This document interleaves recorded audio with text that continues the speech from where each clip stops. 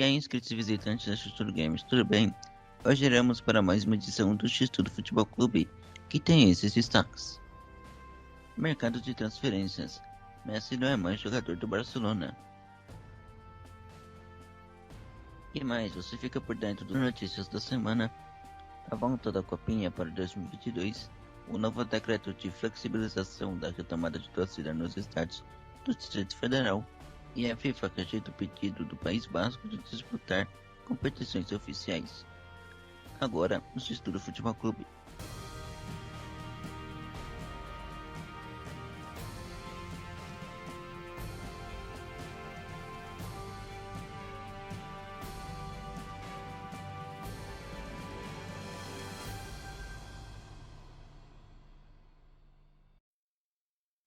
E começamos a nossa edição de hoje com a notícia que mexeu com o mundo do futebol na quinta-feira, com a saída de Messi do Barcelona. Emerson Royal é a nova contratação do Barcelona para a temporada. O lateral direito estava emprestado para o Real Betis e volta ao clube catalão após o vice-campeonato da Copa América pela seleção brasileira.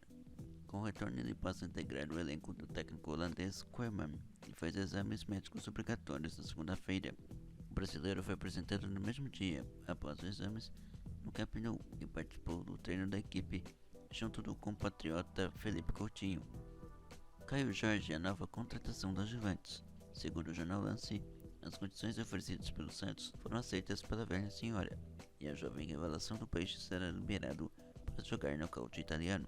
No acordo, o time da Baixada irá receber 3 milhões de euros, que equivale a 18 milhões e 500 mil reais, em duas parcelas, sendo a primeira neste mês e a segunda em 2022, além de 1 milhão de euros, cerca de 6 milhões de reais por metas alcançadas pelo jogador no time de Turim e 5% dos direitos econômicos numa venda futura, sendo esses vindos pelo que a Juventus receber, além dos 3 milhões. A situação do jogador no Santos era de novela, que durou cerca de 6 meses desde a chegada do atual presidente Andrés Rueda, com várias tentativas de renegociação com o atacante pelo fato do vínculo ter validade no fim do ano, e como não houve nenhum consenso entre as suas partes, o alvinegro fez contato com o Benfica, que fez uma oferta de 3 milhões de euros e mais um empréstimo de 2 jogadores para o clube da capital lusitana. Outro que está de mudança é o meia Jean Lucas, que trocou o Lyon pelo Mônaco. O jogador, que é cria da base do Flamengo, foi vendido por 12 milhões de euros, equivalente a 14 milhões de dólares. Já está no futebol francês desde 2019, quando ele saiu da Gávea em um acordo de 8 milhões de euros, cerca de 9 milhões e 500 mil dólares à época. Ao todo foram 25 partidas e 3 gols pelo Lyon em todas as competições disputadas, mas que sua posição era muito disputada e esteve em empréstimo para o Brest na última temporada. O francês Dembélé está próximo de uma renovação de contrato com o Barcelona. Segundo o portal Lance, a última reunião com os dirigentes blaugranas deixaram os mandatários felizes com o possível desfecho feliz, já que novas cláusulas de contrato foram incluídas no novo vínculo.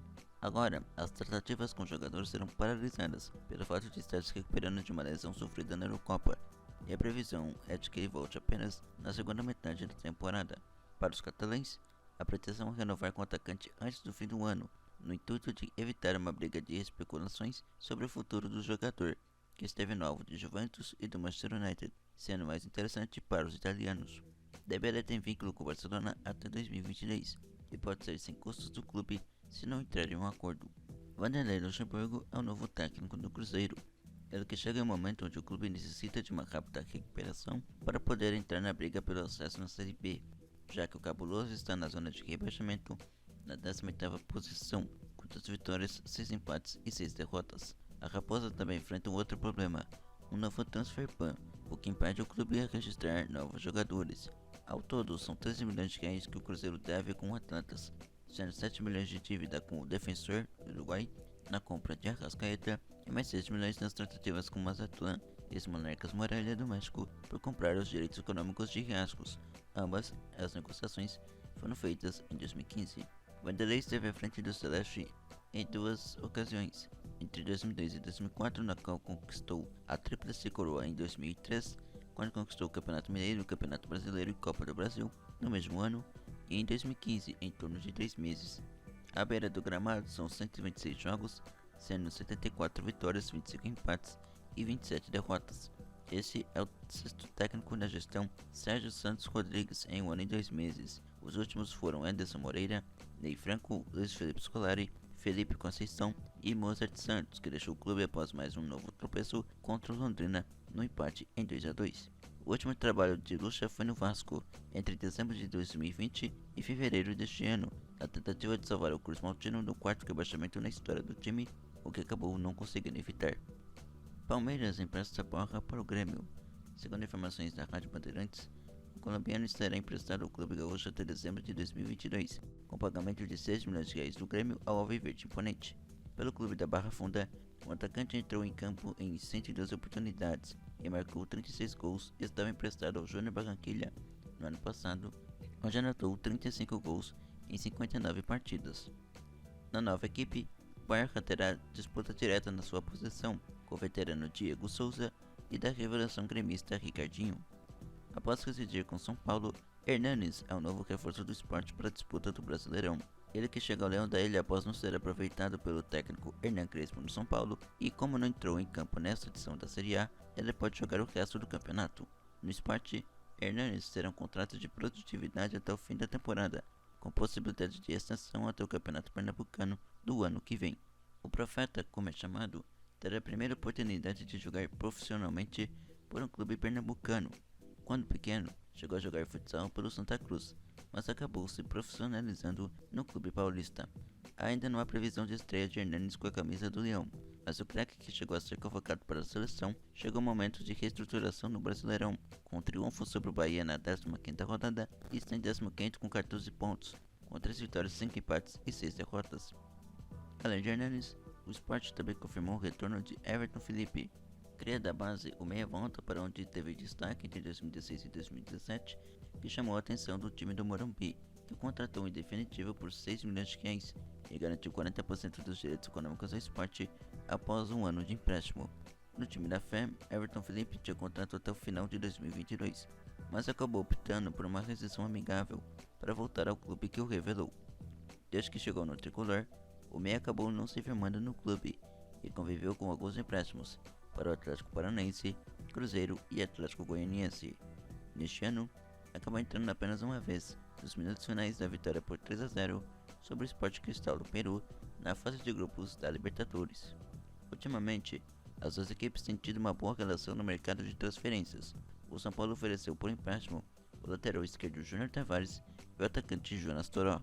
No clube de revelação, Everton terá uma forte disputa por posição, que tem os veteranos Thiago Neves e o recém-contratado Hernandes, Gustavo e Thiago Lopes, mas que também pode ser improvisado nas laterais. Enquanto espera a definição de Kane, Manchester City corre atrás de Grealish. Segundo informações do jornal The Athletic e do jornalista Fabrizio Romano, confirmadas pelo Globoesporte.com, o acordo com o destaque inglês da Eurocopa gira em torno de 100 milhões de libras, que equivale a 723 milhões de reais, junto ao Aston Villa. O contrato com o time azul de Manchester é estipulado por 5 anos e foi apresentado na última sexta-feira. Por outro lado, os Citizens estão atentos sobre o que pode vir a acontecer com o futuro do craque do Tottenham, que segundo o jornal The Telegraph, ainda não se apresentou ao time da capital e permanece nos Estados Unidos, por onde passou todo o período de férias. Com o clube londrino, Kane ainda tem um vínculo até 2024 e que sua saída forçada está sendo criticada pela mídia, torcida e até pelos próprios companheiros, com direito a só curtir uma publicação nas redes sociais que contesta a decisão do atacante. Para negociar a estrela, o Tottenham está disposto a depositar 150 milhões de libras, cerca de 1 bilhão de reais, já que o City pretende oferecer 130 milhões, segundo o jornal The Athletic. Desde que subiu para o profissional, Kane participou de 336 jogos e fez 224 gols, sendo 23 na última temporada, além de 14 assistências, mas que não ajudou a equipe de Londres a terminar a Premier League nas melhores posições. Apenas deixou na 7ª colocação com 62 pontos.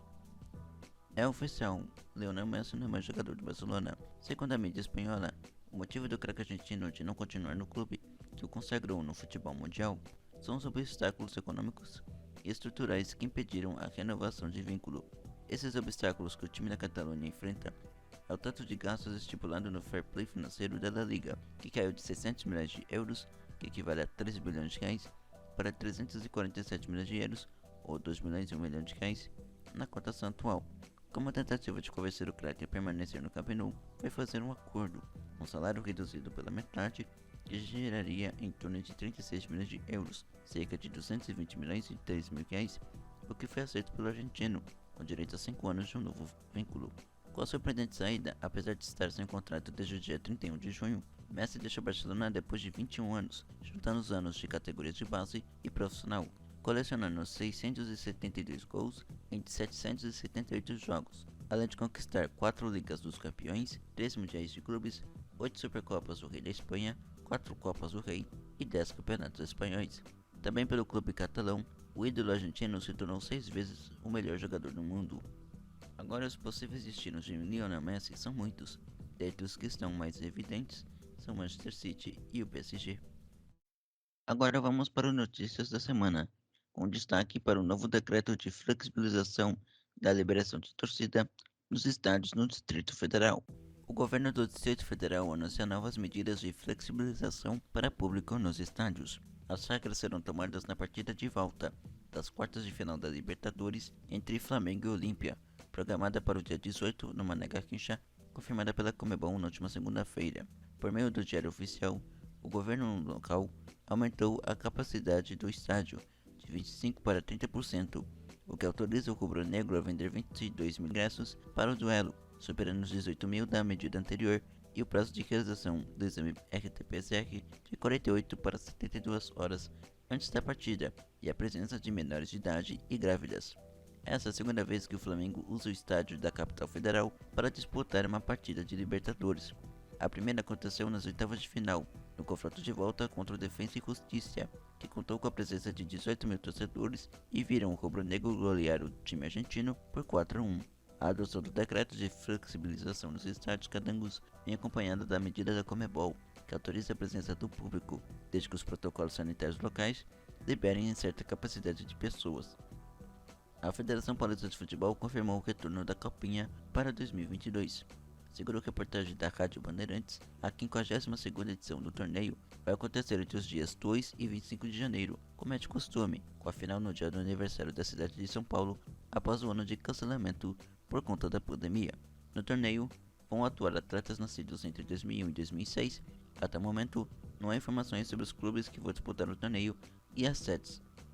FIFA rejeita o pedido do País Basco de disputar competições oficiais. Segundo a agência de notícias EFE, a Federação Basca não cumpre os requisitos legais indicados no Regulamento Geral da FIFA pelo fato de ser uma região autônoma e não um estado independente, reconhecido pela comunidade internacional. Essa justificativa da FIFA foi a mesma dada pela UEFA há algumas semanas, para a rejeição do pedido da entidade regional. Para a Federação Basca de Futebol, ou FVF, na sigla em espanhol, a recusa das duas entidades internacional e continental são más notícias, pelo fato de ainda estar em busca de soluções legais pelo departamento jurídico, e informou que seguirá trabalhando em todas as esferas em prol da oficialidade, redobrando os reforços para o reconhecimento que a sociedade basca demanda. E a nossa edição de hoje do X do Futebol Clube de hoje vai ficando por aqui. Se você gostou, dá curtir, compartilhe com amigos, comente o que você achou da nossa edição de hoje aqui nos comentários. As redes sociais estarão aqui embaixo na descrição. Eu vou ficando por aqui. A gente se vê numa próxima e fui!